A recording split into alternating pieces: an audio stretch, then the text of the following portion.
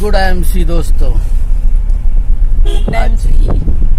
आज एक टूर में हम लोग निकले हैं। सुबह सुबह से ही जलपाईगुड़ी डिस्ट्रिक्ट का एरिया है, गांव के अंदर गया हूँ। यहाँ फार्मर्स रहते हैं, जहाँ एग्रो बूस्टर एक्टिवेटर को लेकर प्रमोशन के लिए गए थे हम लोग। और साथ में एरिया दिखा रहा हूँ।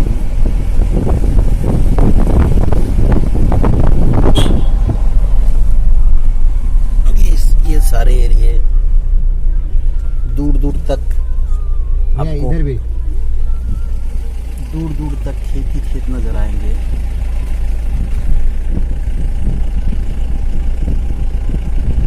यहाँ चाय बागान, इस एरिया में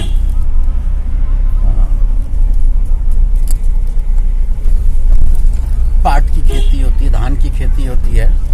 तो सबसे पहले मिला रहे हैं हमारे सत्य प्रकाश ठाकुर जी से, थोड़ा सा बात करवाऊंगा। सर, आप कुछ कहिए। बहुत हर्ष और खुशहाली की बात है कि हमारे IMC कंपनी के जो सत्यन भाटिया और अशोक भाटिया ने जो एग्रीकल्चर और कृषि क्षेत्र पे जो प्रोडक्ट लेके आए हैं, उसको लेकर हम गांव-गांव तक पहुंच रहे हैं। और पहुंचने के साथ इसके साथ सबसे बड़ी बात है कि खेती का उपज तो लोग अपना ही रहे हैं इसको, और मान सम्मान जो मिल रहा है, जो कि कहने लायक नहीं, कुछ कह नहीं सकते हैं, शब्द नहीं हमारे पास बयान करने के लिए। इसके माध्यम से जो मान सम्मान मिल रहा है, गुड IMC। धन्यवाद सत्य जी। हमारे साथ गर्ल्स विंग से हैं हम लोग यहाँ पे आए हैं। एक कलमा बोल के एक जगह है, तो एग्रीकल्चर को लेके ही हम लोग यहाँ पे आए हैं। एक्चुअली अभी मतलब जेंट्स वुमेन्स सब एग्रीकल्चर में है, तो हम लोग कुछ वुमेन्स को किस तरह से एग्रीकल्चर का कैसे करना है, नहीं करना है, एग्रो बूस्टर कैसे यूज करना है, उस सब के लिए, हेल्थ के लिए भी कुछ बोलना था, तो इसलिए हम लोग आए थे, मतलब वुमेन्स को जगाने के लिए। Thank you Saroj ji. Good IMC। मैं अपने अपलाइन के साथ में आई हूँ। ये गांव एरिया है जहाँ पे खेती होती है, लेकिन लोग हेल्दी तभी रह सकते हैं जब जो हम खा रहे हैं वो हेल्दी हो। इसीलिए अगर एग्रीकल्चर पार्ट अगर हेल्दी होगा तो ह्यूमन बीइंग भी हेल्दी रहेंगे। यही सोच करके हम लोगों का एक मिशन है, जो लोगों को हेल्दी बनाना है, घर घर हेल्थ अवेयरनेस को लेकर के आना है। Thank you, good IMC। हमारे साथ छोनेहल जी। हम लोग यहाँ पे आए हैं, ये एग्रीकल्चर सेक्टर में।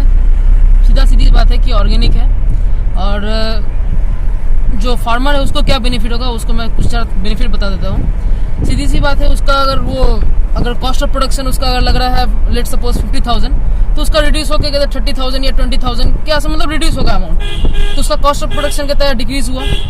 और इवेंचुअली उसके साथ not only cost of production, उसका quality of products and quantity of products वो भी इंक्रीज होगा, प्रोडक्शन इंक्रीज होगा।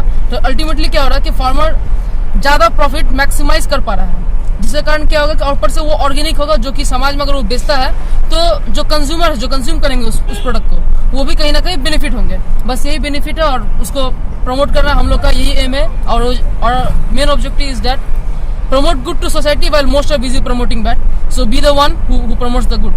Thank you, good IMC। Good Sneha. तो इसको ऐसे समझिए कि जब फार्मर अपने प्रोडक्ट को यूज करेंगे, तो फार्मर से जब निकलकर कंज्यूमर के पास जाएगा, तो वो कंज्यूमर भी हम ही हैं। तो एक फार्मर के तौर में अपने प्रोडक्ट को यूज किया, और फिर कंज्यूमर के तौर में हमने खुद यूज़ किया, तो हम खुद ही हेल्दी हुए। यानी हमारा खेत हेल्दी हुआ, हमारा फसल हेल्दी हुआ, हम खुद हेल्दी हुए, वेल्थ तो ऑटोमेटिक जनरेट हो जाएगा। Good IMC everyone. जैसे हम लोग डायरेक्ट सेलिंग एक कंसेप्ट हुआ, एक हुआ ट्रेडिशनल मार्केटिंग।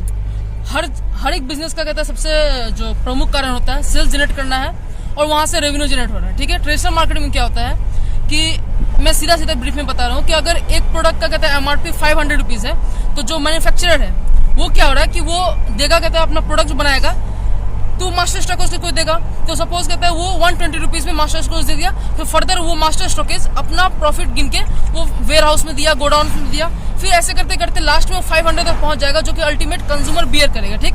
लेकिन यहाँ पे क्या हो रहा है कि यहाँ पे डायरेक्ट सेलिंग में भी कहता है प्रोडक्ट का एमआरपी 500 ही हो रहा है, लेकिन यहाँ पे क्या है कि मैन्युफैक्चरर है उससे डायरेक्टली कंज्यूमर मिल रहा है, कंज्यूमर प्रोडक्ट मिल रहा है। तो हो क्या रहा है कि यहाँ पे भी कहता है 500 में प्रोडक्ट मिल रहा है, लेकिन जो बीच का इनकम जो बीच वाला जो लेकर चला जा रहा था वो क्या हो रहा है कंज्यूमर में ही डिस्ट्रीब्यूट कर रहा था, मतलब जो रेफर कर रहा है, रेफरल इनकम बेस है यहाँ पे। और आजकल जो इंडिया में ज्यादातर स्टार्टअप जो नए स्टार्टअप ले रहे हैं, अगर स्टार्टअप अगर आपको करना है, अगर आपके पास क्वालिटी प्रोडक्ट्स है, लेट सपोज आप अगर मान लीजिए ब्यूटी प्रोडक्ट्स कुछ अच्छा बनाते हैं, स्टार्टअप की मैं बात कर रहा हूँ, ज्यादातर स्टार्टअप फेल होते हैं क्योंकि उनके पास रिसोर्सेज फंड्स बहुत कम होते हैं। इसका प्रमुख कारण दो है कि ट्रेडिशनल बिजनेस ज्यादा क्रेडिट में चलता है। क्रेडिट में क्यों चलता है कि अगर आप स्टार्टअप है, आपका नया प्रोडक्ट है, आपका क्वालिटी प्रोडक्ट है, आप अगर मास्टर्स के ऊपर जाते हैं तो वो बोलते हैं कि कहता है आप रख दीजिए प्रोडक्ट क्रेडिट में, इतना माल का बिकेगा तो आपको पैसा दे देंगे। और सेकेंडली उसको एडवर्टीजमेंट में कॉस्ट देना पड़ता है, तभी लोग जानेंगे कि आपका प्रोडक्ट लाइफ में एग्जिस्ट भी करता है, ठीक है। तो यहाँ पे क्या होता है कि एक जो न्यू जो कॉलेज स्टूडेंट्स होते हैं जो स्टार्टअप करते हैं, उनके पास इतना फंड नहीं होता है कि वो अपना बिजनेस कर पाए, क्योंकि और यहाँ पे अगर डायरेक्ट सेलिंग करते हैं तो क्या होता है कि यहाँ पे आप लोगों के द्वारा प्रमोशन होता है, तो यहाँ पे आपका एडवर्टीजमेंट कॉस्ट सेव हुआ फर्स्ट ऑफ ऑल।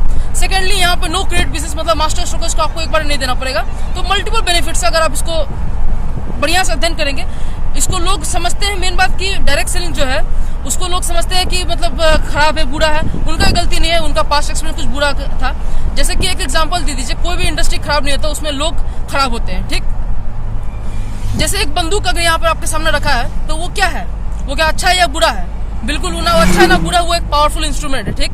अगर बैंक के बाहर कहता है अगर बंदूक पुलिस वाला खाकी वर्दी में है तो वो हमारी सेफ्टी के लिए, लेकिन गुंडा अगर बंदूक लेके है तो हमारे मतलब नुकसान के लिए है। तो बंदूक दोनों की इसमें खराब है बुरा नहीं, दोनों पावरफुल इंस्ट्रूमेंट काम किया, बस चलाने वाला डिफरेंट करता है। तो यहाँ पे कहता है आप एडुकेट होइए और प्रिसाइजली चूज कीजिए कि आपको कहाँ पे काम करना है। और मैं बिलोंग करता हूँ international marketing corporation private limited, जहाँ पे कहता है मल्टीपल एवेन्यूज है, हेल्थ सेक्टर से लेकर एग्रीकल्चर, आपका बेबी केयर, मतलब बहुत सारे इसके स्कोप है।